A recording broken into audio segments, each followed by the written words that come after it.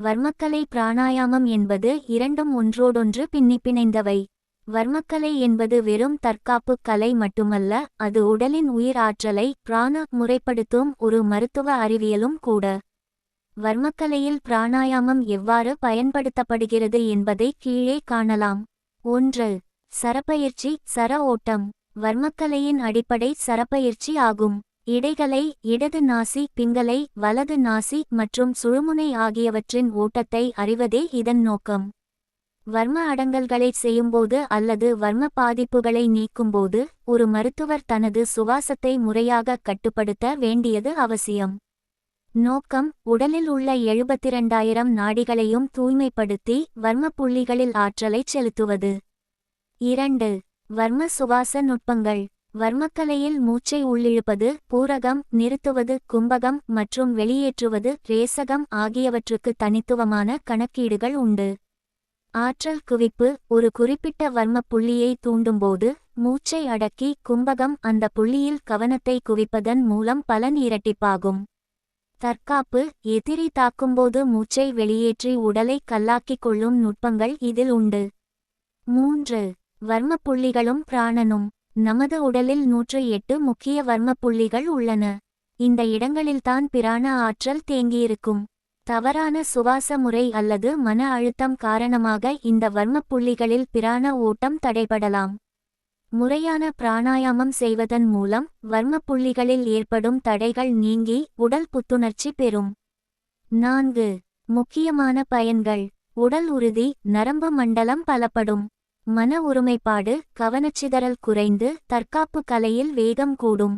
நோய் நீக்கம்: வர்ம புள்ளிகள் சீராக இயங்குவதால் தீராத நோய்களும் குணமாக வாய்ப்புண்டு.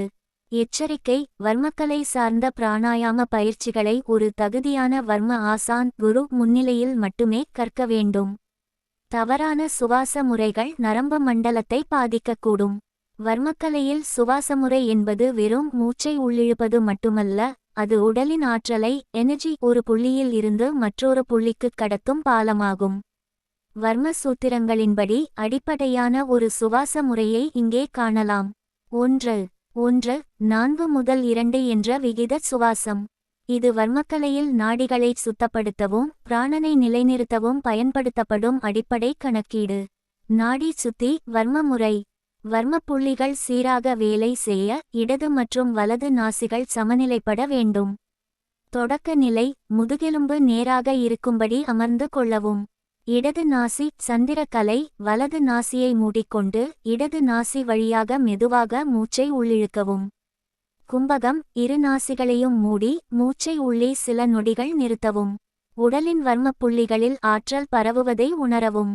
வலது நாசி சூரிய கலை, இடது நாசியை மூடி வலது நாசி வழியாக மெதுவாக மூச்சை வெளியேற்றவும்.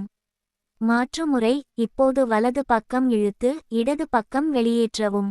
3. வர்ம சுவாசத்தின் 3 முக்கிய நிலைகள். கீழ் சுவாசம் அப்டாமினல் பிரீதிங்: மூச்சை இழுக்கும்போது வயிறு பலூன் போல ஒப்ப வேண்டும். இது அடிவயிற்று வர்ம புள்ளிகளை, உதாரணமாக குதவர்மம், தொப்புள் வர்மம் தூண்டும்.